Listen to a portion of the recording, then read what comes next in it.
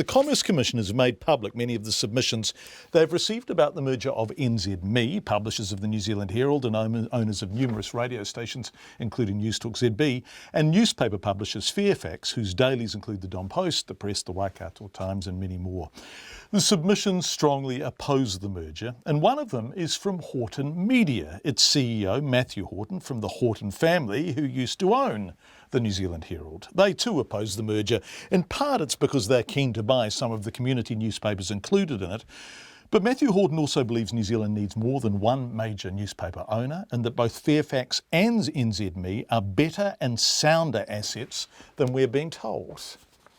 We think that they are still wonderful assets. We think they've been very, very poorly run. We think the decisions that have been made, mainly in Australia, have not suited New Zealand, and the outcome has been, very emaciated, sort of an increasingly poor newspapers. Right, the pro-merger inference, I guess, is that if the merger doesn't go through, one or both of these newspaper businesses may potentially go under. Do you think that's the case? Actually, it's laughable. When you look at the revenues and profitabilities of those businesses, digital makes up something like 3% of their combined turnover. These businesses together turn over something like $800 million. They make $133 million, sort of separately at the moment, which constitutes something like 46% of the entire media sector's profitability in New Zealand. So digital actually plays virtually no part in the profitability of those businesses. That's not to say that they haven't geared their businesses in a way so as to grow digital. And look, it's undeniable.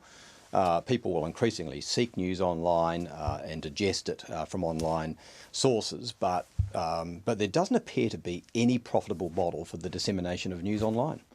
Right. So look, the model that they've chosen is, let's give the content away, hope that we get enough scale on the internet to attract advertisers. And that's the model that, Google uses in a slightly different way using search, and Facebook uses using social media content and aggregated content. And it's clearly very successful for them because they dominate 50% of the revenues on the internet.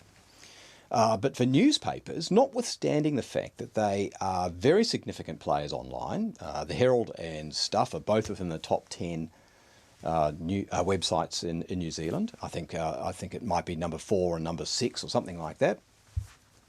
They have failed to get any traction with advertisers. So you find the commercial argument simply not persuasive. And I know that there are other factors that are shaping your submission, but what will be the cost in terms of the way we see ourselves? I think it'll be enormous, John. It was interesting. I was speaking to an advertiser, a very large advertiser the other day, an advertiser who comes from within the largest single revenue segment for both newspapers, which is the property industry. And he said, and everyone in New Zealand is, naturally besotted with property, and it's almost the primary dinner table conversation topic, as you know. And so what's represented in the newspapers about property is of great importance and an interest to most readers. And he was saying, well, at the moment, if we get, a wholly negative story printed about our industry or about us or something like that in this paper, if there was a merger, we would have nowhere to turn to have an alternative view aired. And right now they can do that, and they do that.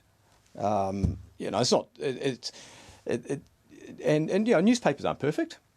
They don't always get it right the first time, and what happens right now is if you printed something that was wholly wrong, then the best you could expect if the newspaper was to acknowledge that it was wrong was sort of some little piece on page 2 which everyone ignores. So in actual fact, your best restitution is to try and find someone who will put an alternative point of view, and right now you have the choice between the Fairfax assets and the NZME assets. Do you think this merger will go ahead? I don't know.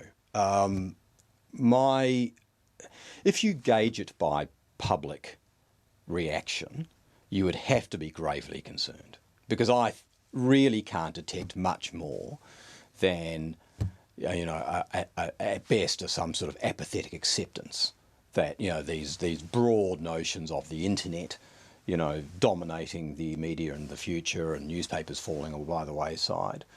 That seems to have taken hold on people's minds, and certainly, it seems to be an easily, understood story. But there is, in actual fact, if you look at it closely, no rationale, absolutely no commercial rationale other than convenience for the two to merge.